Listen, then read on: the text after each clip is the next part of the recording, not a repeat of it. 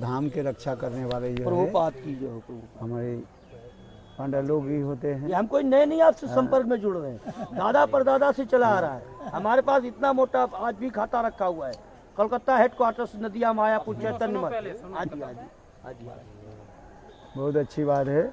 अभी हम लोग गुरु वैष्णव की कृपा से जहाँ पर हम लोग उपस्थित हुए हैं,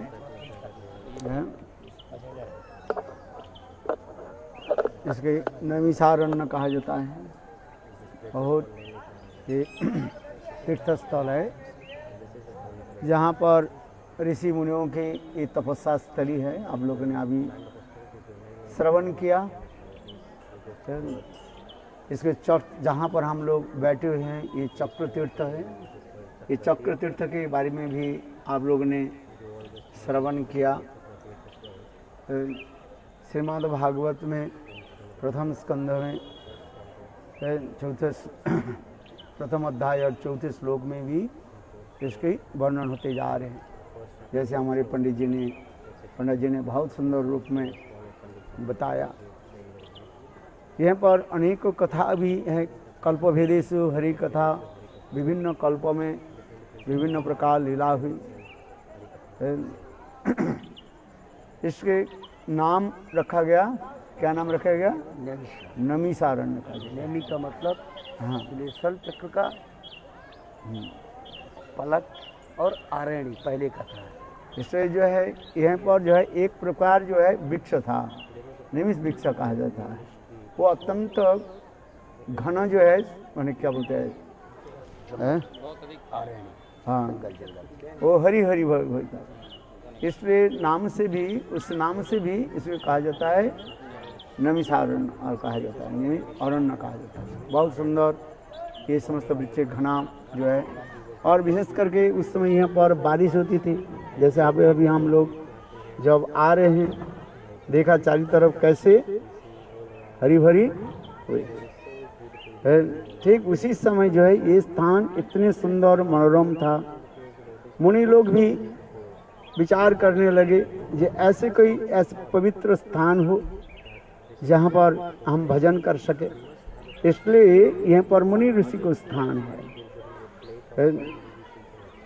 यहाँ पर अनेकों कथाएं हैं। जैसे देवता लोग और मनुष्य लोग भी विचार करने लगे ऐसे कोई पवित्र स्थान हो जहाँ पर हम भगवान के भजन करें। ब्रह्मा जी के निकट प्रार्थना की। जैसे यहाँ पर आप लोग पीछे की तरफ देख रहे हैं, ये ब्रह्मा जी की श्री मूर्ति है। तो ब्रह्मा जी ने उस समय जो है ये एक मनोमय चक्र सृष्टि किया और मनोमय चक्र सृष्टि करके यहाँ पर स्थापित किया। आपने इसलिए आप देखो ये स्थान के जो है, हम जब गुरुदेव के समय एक बार आए थे, वो पानी इस समय ऐसे उड़ता रहता है। अभी तक भी ये पानी कहाँ से आ रहे हैं, कहाँ जा रहे हैं, ये लोगों की पता भी नहीं है। यहाँ पर स्नान करने से और से परिक्रमा करने से, आचमन करने से हमारे संसार चक्र क्या हो जाता है? नष्ट हो जाता है। जिस प्रकार वित्रासुर स्थिति में भी कार्य हैं। हे प्रभु, संसार चक्र में हम घूमते रहें। ममत्तम श्लोक जनेषु सखं संसार चक्रे भ्रमत सकर्म भी। हे प्रभु, मेरे पूर्व जन्म की कर्म के अनुसार मैं इस संसार में भ्रमण करते रहे, किंतु आपके निकट मैं एक ही प्रार्थना मैं करता हूँ कि मैं परिवार के साथ में रहूं, किंतु किसी के प्रति मेरा आसक्ति ना हो। आसक्त जन, आसक्ति ही क्या है? बंधन के कारण हो जाता है और कुछ नहीं। संसार कोई बुरी बात नहीं है। माता पिता भाई बंधु स्त्री पुत्र परिवार के साथ हम तो रहना ही पड़ेगा। सब तो बाबा जी वेश लेकर के नहीं चल जाएंगे। संसार में रहना पड़ेगा। तो संसार के ममत्तम श्लोक जनेषु सखं संसार चक्रे भ्रमत सकर्मोभि कर्म आत्मदारो गृहेषु आसक्त चित्त ननाथ भूवात्। किंतु यही प्रार्थना मैं करता हूँ, आपके जो निजजन जो है, माने भगवान के निजजन है, उनके प्रति मेरा स्नेह ममता प्रति हो। संसार में रहना अच्छा ही है। इसलिए ये स्थान इतने सुंदर है, इस स्थान में रह करके कोई भजन साधन करे और कुछ थोड़ी काल में ही भगवान को प्राप्ति कर लेते हैं। ये बहुत सुंदर ये स्थान है, जैसे उन्होंने बताया है।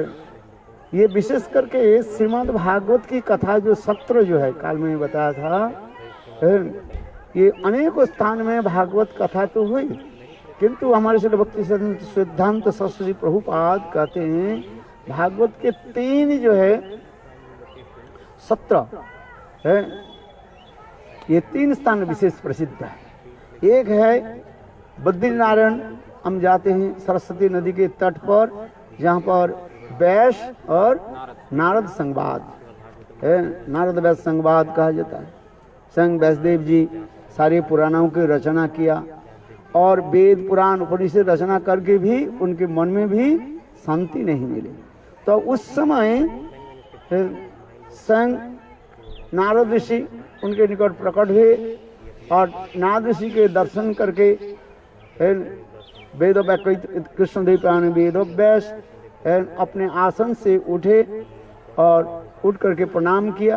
प्रणाम करने के साथ ही साथ नारद ऋषि कहने लगे, हे व्यासदेव जी, आपकी मन की जो चंचलता जो है इसके बारे में ही बताता हूँ। देखो जो शुद्ध संत महात्मा होते हैं ना, वो आपकी दर्श देखते ही आपकी बता देंगे हृदय में तुम्हारे क्या है नहीं है। जैसे आप जितने लोग बैठे हुए ना, जो संत महात्मा जो होते हैं वो देखने से पता लगा देते हैं। इसलिए इंग्लिश में कहा जाता है, क्या बोलते हैं, face is the index of the mind. हमारे आंख क्या है, एक दर्पण स्वरूप है। हमारे आंख, हमारे ये बदन क्या है, मुख कैसे है, एक दर्पण समझते, मिरर जो है, और इसमें सारे छवि पड़ जाता है। अपने हृदय में जो कुछ भी बात है वो कहाँ पर छवि पड़ जाता है, मुख में आ जाता है। आप दुखी हो कि सुखी हो, वो दुख सुख की सारे प्रतिच्छवि कहाँ पड़ जाता है, मन में पड़ जाता। मन से कहाँ पड़ जाता है, मुख में पड़ जाता है। उसी प्रकार जो नारद ऋषि कहने लगे, ये देखो आपकी मन की चंचलता के कारण मैं बताता हूँ। व्यासदेव बोले, आप कैसे आप जान लिया? बोले, मैं तो त्रिकालज्ञ हूँ, सब जान लिया। अच्छा बताओ, ये आपने जो ग्रंथ जो लिखा, सारे ग्रंथ लिखा है, किंतु आपकी ग्रंथ पढ़ करके सुन करके सभी लोगों की मन विचलित हो गया, संशय हो रहा है, क्योंकि आपने जितने ग्रंथ लिखा स्पष्टीकरण नहीं किया, ये भगवान कौन है? कहीं पर किसी ग्रंथ में आप ब्रह्मा जी के सृष्टि बता दिया, किसी ग्रंथ में आपने शिव जी के सृष्टि बताया, किसी पुराण में दूसरी देवताओं की सृष्टि कर दी। जैसे आप शिव पुराण पढ़े ऐसे लगेगा शिव जी ही भगवान है। ब्रह्म वैवर्त पुराण पढ़े, ब्रह्मांड पुराण आदि पढ़े तो आपके लगेगा क्या ब्रह्मा जी भगवान है। विष्णु पुराण पढ़े, 18 पुराण है ना, किंतु 17 पुराण उन्होंने लिखा था पहले जी। विष्णु पुराण पढ़े तो आपको लगेगा क्या विष्णु ही भगवान है। अरे भगवान यदि एक है तो इतने पुराण और इतने आप कैसे भगवान एक है? एक तो नहीं लिखा गया आपने। ये मन में उनकी संशय हुई, किंतु लोग जो जैसे पढ़ते हैं, कथा हम श्रवण करते हैं, उसके प्रकार हमारे मन में तो संशय जगते हैं ना। तो व्यासदेव ने, नारद ने कहा, और दूसरी जो है आप सभी पुराण में क्या लिखा, धर्म अर्थ कामों के बारे में लिखा, त्रिवर्ग बारे में लिख दिया। तीर्थ में जाओ, तीर्थ में जाकर के स्नान आदि पुण्य आदि करो, त्रिवर्ग कमाओ। त्रिवर्ग समझते नहीं, धर्म अर्थ काम, और इसके ऊपर जो त्रिवर्ग के ऊपर जो और एक वस्तु जिसे कहा जाता है चतुर्वर्ग कहा जाता है, उसको क्या कहा जाता है? मुक्ति। मुक्ति के बारे में अब कहीं कहीं भी थोड़ी सामान्य रूप में लिखा, किंतु मुक्ति के ऊपर क्या चीज है वो तो आपने लिखा ही नहीं। जिसको कहा जाता है पंचम पुरुषार्थ कृष्ण प्रेम। ये कृष्ण प्रेम के बारे में आपने तो नहीं लिखा। और दूसरी बात है, और पुराणों में कृष्ण के लीलाओं का वर्णन किया, किंतु इन सीक्वेंस माने सीरियल रूप में आप वर्णन नहीं किया। जैसे जैसे पुराण पढ़ते रहोगे आपको पता नहीं चलेगा कृष्ण के जन्म कहाँ हुआ, वृंदावन में हुई कि मथुरा में हुई है, ना गोकुल में हुई, कहाँ हुई भगवान की है? लिखा तो आपने सारे है, किंतु ये भी नहीं लिखा। तीसरी चौथी यह आपने स्पष्टीकरण में लिखा, कृष्ण के सर्वोत्तम जो लीला जो है रासलीला के बारे में आप ठीक से वर्णन नहीं किया गया है, क्योंकि कृष्ण के जितने भी लीलाएं हैं सर्वोत्तम लीला कौन सा है? रासलीला। हम कहते हैं ना, जय जय जल रस सर्व रस सार पार किया भव जथा ब्रजते प्रचार।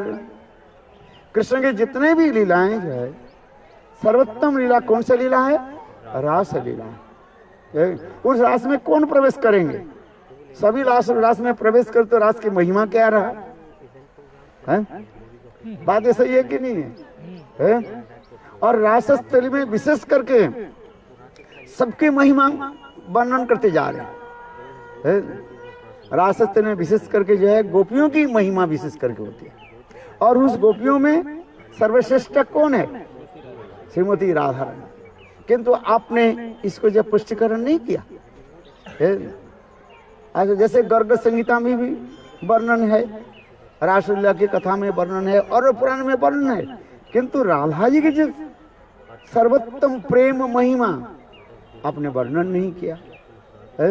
रुक्मिणी सत्यभामा ये राधा जी के दर्शन करने के लिए कितनी तड़पती रहती है। एक बार कृष्ण जो है सिद्धाश्रम में पहुंचे, रुक्मिणी सत्यभामा आदि 16,108 महिषियों के लेकर के वहां पर पहुंचे। कृष्ण कभी कभी ये रुक्मिणी सत्यभामा आदि इन लोग के निकट राधा आदि गोपियों की भी महिमा वर्णन करते थे। कोई साधारण नहीं है। इसलिए रुक्मिणी सत्यभामा ये लोग राधा जी के दर्शन के लिए वो लोग तड़पते रहे, बोले हम एक बार राधा जी के दर्शन करेंगे। तो सिद्धाश्रम में कृष्ण रुक्मिणी सत्यभामा आदि ऐसे गोपियों के ऐसे महिषियों के लेकर के पहुंचे। उसमें शाम के समय था और दूर से कृष्ण रुक्मिणी सत्यभामा के बोले देखो वहां पर वो दिखाई पड़ रहा है, एक टेंट दिखाई पड़ रहा है। कृष्ण अपने महिषियों के लेकर के सिद्धाश्रम में पहुंचे। इस संवाद को सुन करके स्वयं राधा आदि गोपियां भी वहां पर पहुंचे, किंतु देखो दूर से स्वयं कृष्ण राधा जी को दर्शन कराया और उनके दर्शन करके रुक्मिणी सत्यभामा विशेष करके रुक्मिणी आश्चर्य हो गए। इतने सुंदर राधा जी की जो दिव्य छटा जो है तप्त कांचन गौरांगी है, उनके शरीर से इतना तेज निकाल रहा है, एक तपस्विनी के भांति जैसे दिखाई पड़े है। तो वो लोग रह नहीं पाया, रात में ही रुक्मिणी राधा जी से मिले और राधा जी के साथ बहुत सुंदर वार्तालाप हुई है।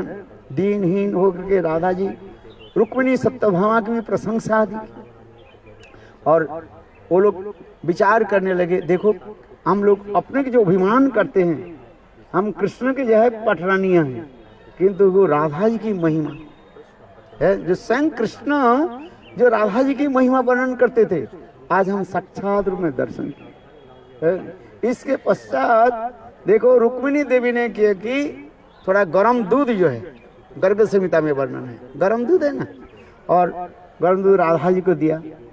राधा जी थोड़ी सी पी ली और लेकर के रख दिया।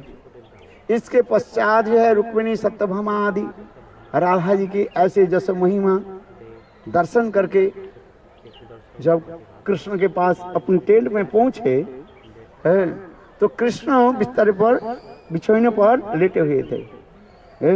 रुक्मिणी देवी कृष्ण के चरण सेवा करने के लिए गए, देखा कृष्ण के चरण में क्या हो गया, फपोला पड़ गए, ब्लिस्टर है। तो उसको देख करके रुक्मिणी कहने लगी, हे नाथ पतिदेव आपके चरण में ये फपोला कैसे पड़ गया, ब्लिस्टर कैसे आ गया? बोले देखो तुमने आज राधा जी के जो है गरम दूध पी लिया। बोले हाँ, उसके साथ क्या संबंध है?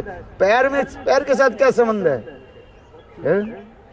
कहले देखो, कृष्ण कहने लगे देखो राधा जी थोड़ी सी एक बूंद गरम दूध पी लेने से है मेरे पैर में पपोले पड़े। क्यों? कृष्ण कहले वास्तव रूप में हे रुक्मिणी सत्यवान सुनो, मैं इस शरीर के द्वारा मानो आप लोग के निकट में रहा था, किंतु वास्तव रूप में सदा सर्वदा मैं कहाँ रहती हूँ? कहाँ रहता हूँ? राधा जी के हृदय कंदरा में, हृदय में मैं रहता हूँ, बल वृंदावन बिहारी। तो इस कथा को सुन करके रुक्मिणी सत्यभामा के जितने भी अहंकार गर्व आदि वो सब चूर्ण विचूर्ण। आज गर्ग संहिता में इसमें बहुत सुंदर भी सब वर्णन है, और भी कथा भी है। देखो हम इसलिए कर रहे, संग नारद ऋषि कर रहे। आप राधा जी की तो महिमा कहीं कहीं तो वर्णन किया, किंतु स्पष्टीकरण नहीं किया। वो राधा कौन राधा थी? क्योंकि शास्त्र में लिखा गया कृष्ण राधा जी कभी वृंदावन छोड़ करके नहीं जाते। वृंदावनं परित्यज्यं पादमेकं न गच्छति। कृष्ण जिस प्रकार वृंदावन छोड़ करके कहीं नहीं जाते है, उसी प्रकार राधा जी भी वृंदावन छोड़ करके नहीं कहीं जाते। थोड़ी सी सुनो ठीक से है। इसलिए कहा जाता है, जैसे मैंने कहा दिया ये राधा जी कहाँ पहुंचे? सिद्धाश्रम में पहुंच गए, रुक्मिणी सत्यभामा आदि से मिले। वास्तव वो राधा जी कौन थी? इसलिए सनक संहिता में लिखा गया राधा जी के दो प्रकाश है। मूल राधा जी जो है उसके कहा जाता है विश्वभानु नंदिनी श्रीमती राधिका। उनके दो प्रकाश है, एक्सपेंशन। एक है संयोगिनी राधा और एक वियोगिनी राधा। वियोगिनी राधा जो है वो कृष्ण विरह में वो उद्धव क्यारी पर विराजमान। जैसे उद्धव जब वृंदावन में पहुंचे वहां पर उनके दर्शन किया था। और दूसरी जो प्रकाश जो है वो संयोगिनी राधा जो है वो कृष्ण के साथ यहाँ पर मिलने के लिए वो आई थी। ये सब जो कथा जो है सनक संहिता में वर्णन है। इसलिए नारद ऋषि कह रहे हैं ये समस्त कथा कहीं कहीं तो वर्णन किया, किंतु पुष्टिकरण नहीं किया है। और विशेष करके राधा जी की जो प्रेम महिमा आप पुष्टिकरण नहीं किया है। महिषी आदि जिस प्रेम की प्राप्ति करने के लिए तड़पती रहती है। श्रीमद् भागवत में 10वें स्कंद में महिषियां भी राधा आदि गोपियों की प्रेम महात्मा श्रवण करके और वो राधा आदि गोपियों की चरण रज को प्राप्ति करने के लिए कितने कितने स्तुति आदि किया। 10वें स्कंद में ये सब वर्णन है। बहुत सुंदर ये सब कथाएं जो है। इसलिए नारद ऋषि कह रहे हैं आपने जो ग्रंथ आज लिखा, किंतु ये सब तो स्पष्टीकरण नहीं किया। जिस प्रेम हम के लिए हम तड़पते रहते हैं। नारद तब व्यासदेव जी ने कहा मैं तो ये नहीं लिखा ही नहीं। पहले अभी कैसे क्या करूं? बोले केवल लिखना नहीं है, जैसे कोई कवि कल्पना के द्वारा लिख देते हैं। क्या लिखते हैं कवि? कवि क्या लिखते हैं? सवैया लिख देते हैं। जैसे आकाश में घोड़ा क्या करते हैं? उड़ रहा है, पक्षीराज घोड़ा। आकाश में घोड़ा उड़ता है। आकाश में क्या बोले घोड़े के क्या होता है? पंखा है। अरे आकाश में यदि घोड़े उड़े तो स्थल में कैसे चलेंगे? इसलिए कहते नहीं, अपने समाधिस्थ होकर के साक्षात में दर्शन करो। स्वयं नारद ऋषि ने व्यासदेव जी को क्या बोले? ये सब कथा तो आपको मैंने बताया है, किंतु आप समाधिस्थ होकर के ये लीला को दर्शन करो और तब ग्रंथ प्रकट करो।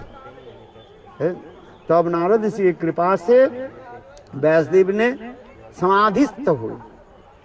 भक्ति जोगेन मनसी सम्मक प्रणीते अमले अपश्यत पुरुषं पूर्ण मायांच तदपाश्रय।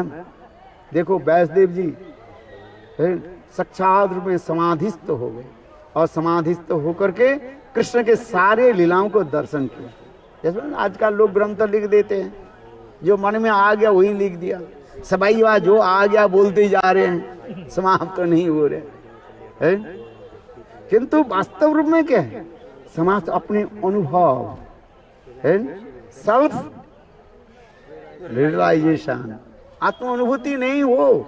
वो जो कथा जो बोलते हैं, कथा जो सुनने वाले वक्ता वाले की कोई इफेक्ट नहीं होता है। कल बोला ना, सुनने वाले और बोलने वाले की कोई काम नहीं होता है।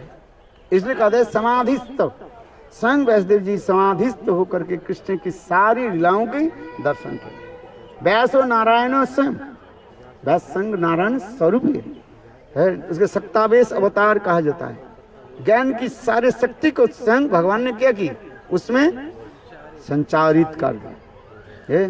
जैसे लोहे में आग को क्या कर जाता है, संचार कर दिया जाता है, तब वो लोहा क्या करता है, वस्तु के जला देते हैं। ठीक उसी प्रकार स्वयं भगवान अपने सारे ज्ञान जो शक्ति जो है उसमें संचार करे। नारद ऋषि में कौन सा शक्ति संचार किया बताओ? है?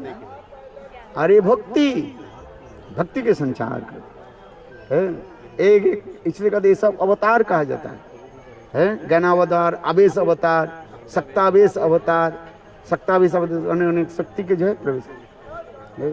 इसलिए ये कथा जो पहली जो सत्र जो हुई, यज्ञ जो हुई, भागवत कथा जो है, नारद वैश्य संवाद, ये सरस्वती के नदी के तट पर है, बद्रीनाथ वहीं पर।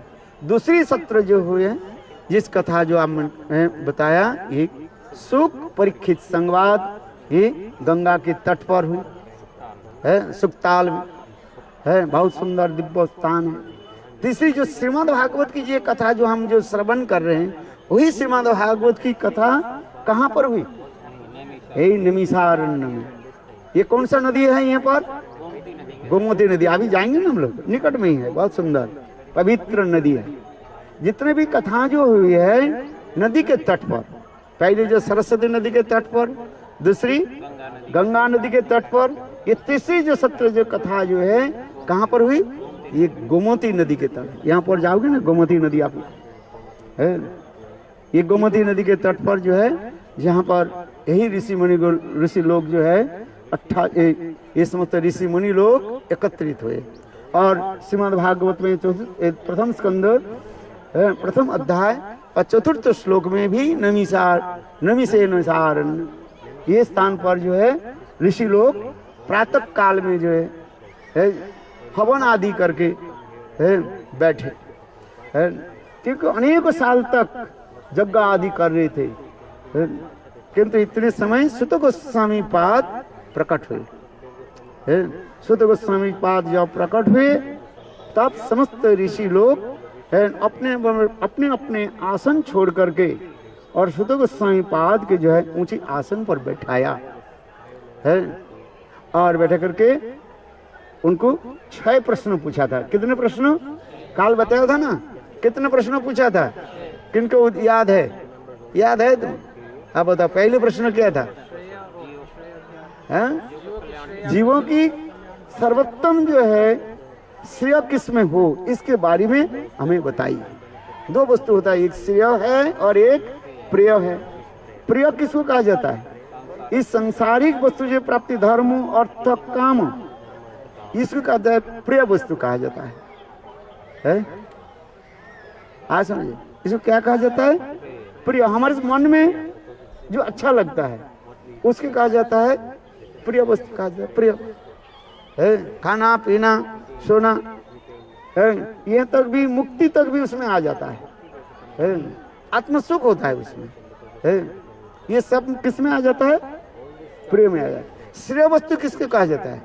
श्रेय माने श्रेष्ठ, आत्म कल्याण जिसमें हो, भागवत कथा आदि श्रवण के द्वारा जीवों के जिस स्वरूप का जो उपलब्धि होता है उसे कहा जाता है क्या?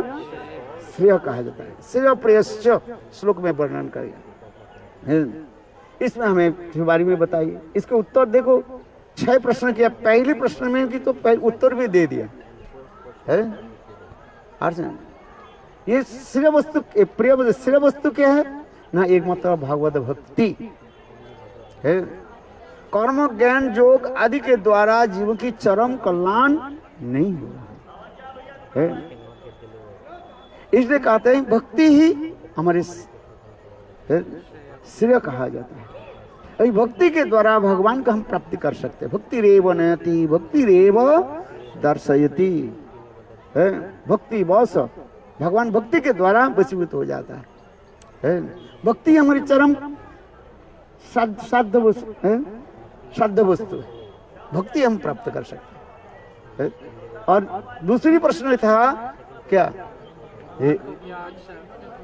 दूसरी प्रश्न यह था ये जीव आत्म कल्याण किस में हो, जीवों की जो है आत्मा किससे प्रसन्न हो, उससे हमें बात बताई। आत्मा प्रसन्न किस में हो, अर्थात भगवान किस में प्रसन्न हो है। सभी पुंसांग परो धर्म जतो भक्ति अदोक स्वजे है। अहेतु की अप्रतिहता जत्मा संप्रसिद्धति है। सभी पुंसांग परो धर्म, मनुष्य मात्र के कर्तव्य क्या है ना, भगवान श्री हरि के ही आराधना करना, भजन करना। सभी पुंसांग परो धर्म जतो भक्ति अदुक्ष अहेतु की अप्रतिहता।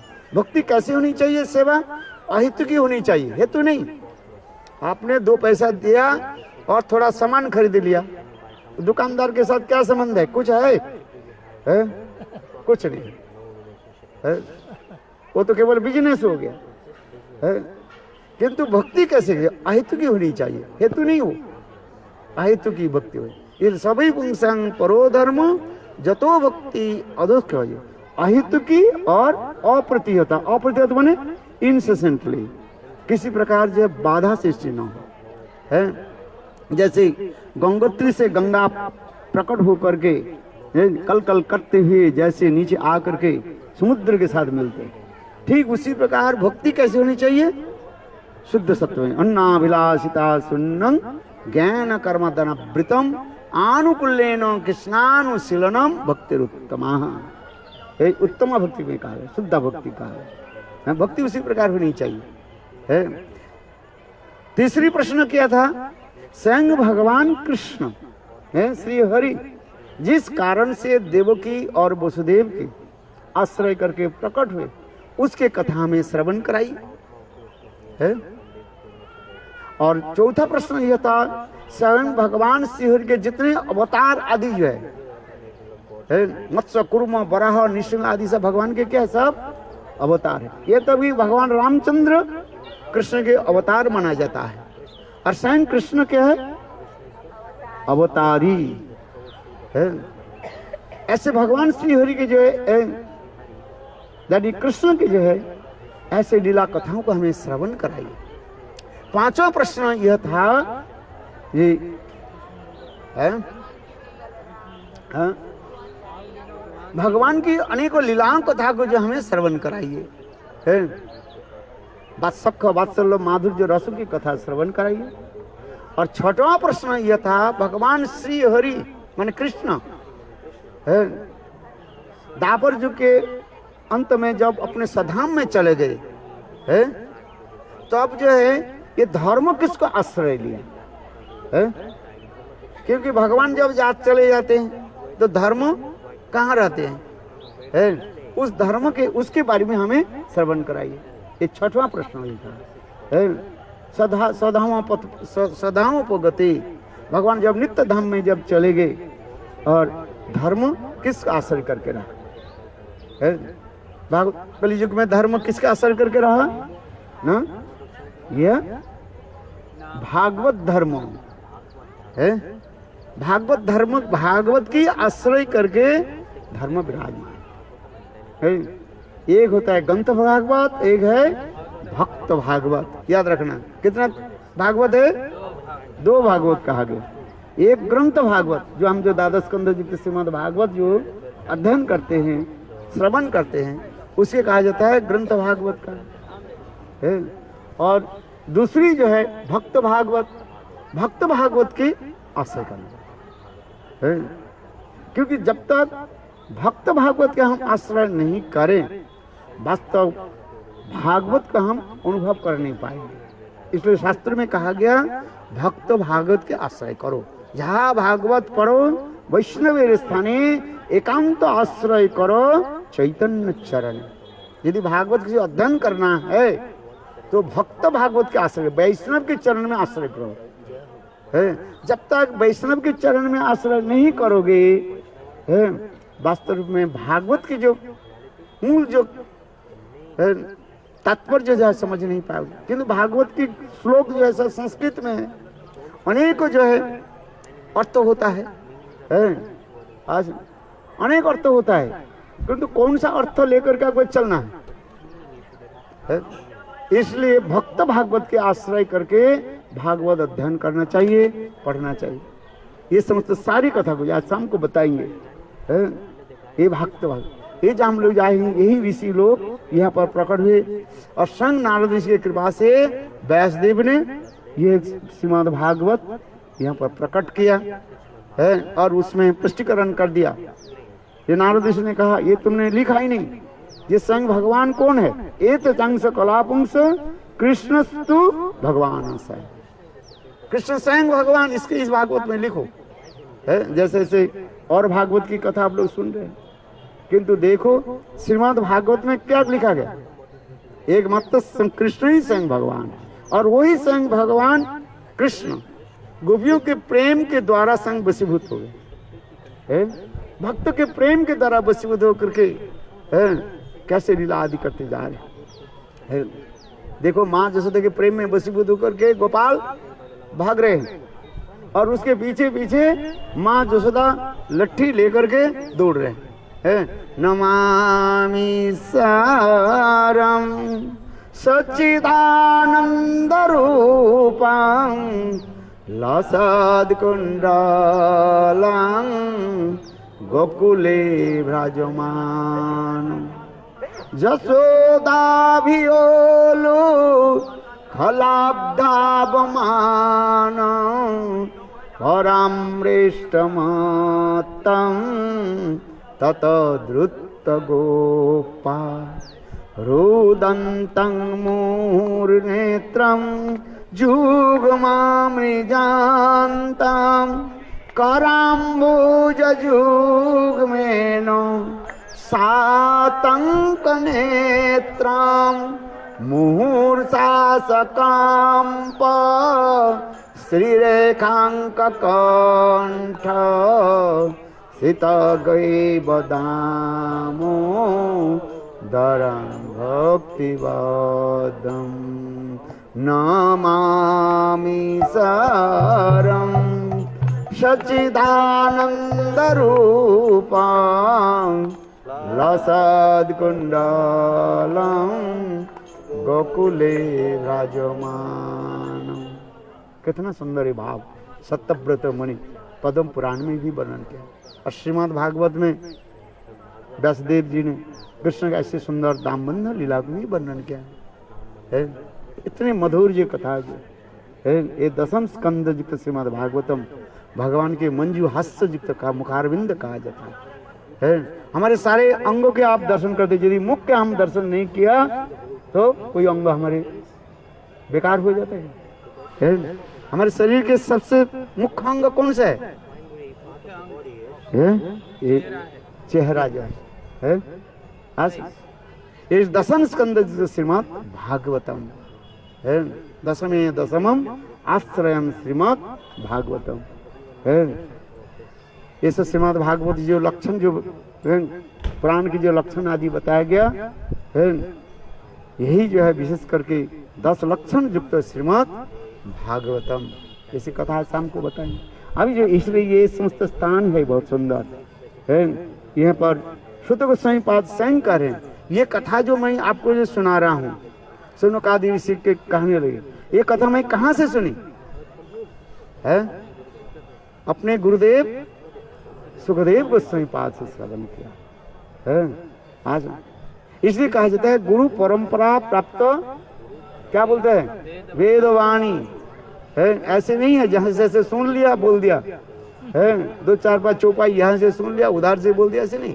इसलिए कथा कैसे सुनना चाहिए? गुरु परंपरा व्रत है। जैसे अभी हमारे वो बता रहे ना, ये हमारे भक्ति सिद्धांत सरस्वती भक्ति विनोद ठाकुर, गौरकिशोरदास बाबाजी महाराज, भक्ति सिद्धांत सरस्वती प्रभुपाद, श्री भक्ति प्रज्ञान केशव गोस्वामी महाराज, श्री गुरुदेव श्री नारायण गोस्वामी महाराज, श्री वामन गोस्वामी महाराज, त्रिविक्रम गोस्वामी महाराज, श्री भक्ति वेदांत स्वामी महाराज, ये सब उनके गुरु परंपरा में ही ये समझते।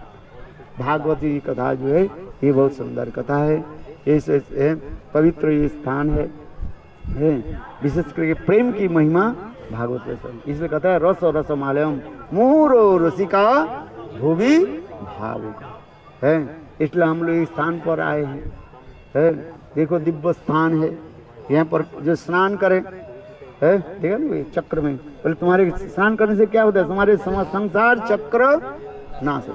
किंतु एक बात बताऊं, कथा श्रवण के जरिए जो हमारे चित्त निर्मल होता है, स्नान करने से नहीं होता है। हाथी है ना, हाथी क्या करते हैं, गंगा में भी स्नान कर लेते हैं, फिर ऊपर आकर के अपने सुड़ों के द्वारा धूल को लग करके इसलिए हस्ती स्नान हो जाता है। वास्तव रूप में स्नान करना है, किसमें स्नान करो, कथा श्रवण कर, हरि कथा के द्वारा ही हमारे चित्त निर्मल होता है।